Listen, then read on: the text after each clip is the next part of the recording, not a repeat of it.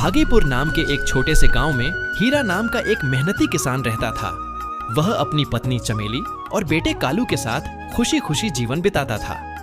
हीरा रोज शहर जाकर ताजी सब्जियां बेचता, लेकिन एक रहस्यमय घटना उसकी जिंदगी में अंधेरा ले आई। चमेली, आज फिर से मेरी आधी सब्जी गायब है। मैंने पूरी मेहनत की, लेकिन कोई मेरा माल चुरा ले गया।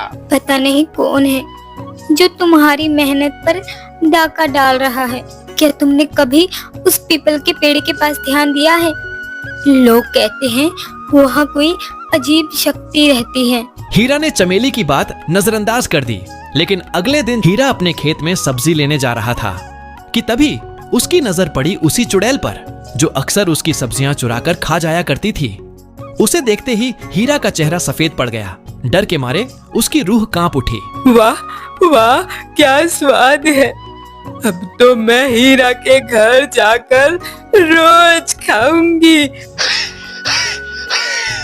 हीरा के शक्ल से पसीना आने लगा और वो भागने ही वाला था कि अचानक चुड़ैल की नजर उस पर पड़ी और फिर बिना कुछ कहे चुड़ैल सीधे हीरा के पास पहुंच गई।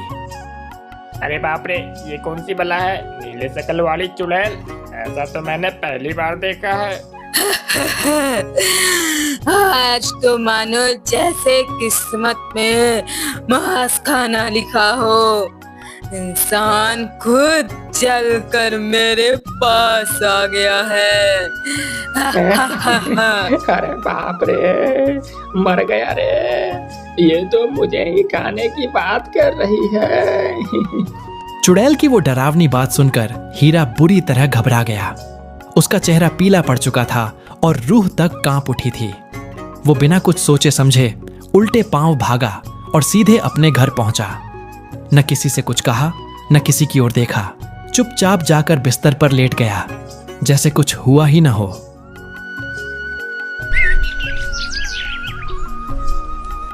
अगली सुबह जब हीरा सब्जी बेचने के लिए बाहर निकला तो उसकी आंखों में नींद की कमी और चेहरे पर एक अजीब सी बेचैनी साफ झलक रही थी। तभी उसकी पत्नी ने चिंता भरी आवाज में पूछा, क्या हुआ जी? आज आप इतने चिंतित क्यों लग रहे हैं? हीरा ने अपनी पत्नी को घूरते हुए देखा, मानो वह उस बात को छुपाना चाहता हो। फिर तुरंत बात पलटते हुए बोला, कुछ दिनों से हमारा व्यापार बहुत ही ऊपर नीचे हो रहा है। मुझे इसी बात की परवाह है, कहीं हम घाटे में ना चले जाएं। आप चिंता ना करें, सब ठीक हो जाएगा। अपनी पत्नी की बात सुनकर हीरा बिना कुछ कहे सब्जी बेचने के लिए चला जाता है। हीरा के पास ग्राहक तो आ रहे थे, मगर उसका मन ग्राहकों से हटकर पूरी तरह उस चुड़ैल पर लगा हुआ था। दुकानदार की तरह खड़ा तो था, लेकिन उसका ध्यान बस एक ही बात पर था, किस तरह उस चुड़ैल से बचा जाए। पूरे दिन वह इसी सोच में डूबा रहा। तभी उसे एक अच्छी तरकीब सूझी और वो खुशी से बोल पड़ा, अरे मैंने ऐसा पहले क्यों नहीं सोचा। हाँ, ऐसा तो मैं कर सकता हूँ। चलो अब मैं उसे नानी याद दिलाता हूँ। शाम होते ही हीरा दोबारा उसी जगह गया जहां उसने चुड़ैल को देखा था। वह थोड़ी हिचकिचाहट के साथ आगे बढ़ा और फिर धीमे स्वर में बोला, अरे चुड़ैल जी, लीजिए, आज मैंने आपके लिए बहुत ही स्वादिष्ट खाना लाया है। मैंने सोचा आप रोज रोज सब्जी खा के ऊब गए होंगे। हीरा की बात सुनकर चुड़ैल तुरंत वहां पर आई और बोली, लाओ लाओ, क्या लाए हो?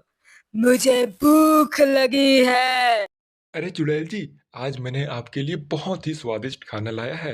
लो, इस शीशे में है, आप खुद ही देख लो। चुड़ैल जैसे ही शीशे में देखने लगी, उसे अपना असली रूप दिखा। वो चीख पड़ी और खुद की शक्ल देखकर घबरा गई। फिर कांपती आवाज में बोली, छोड़ो मुझे, छोड़ो।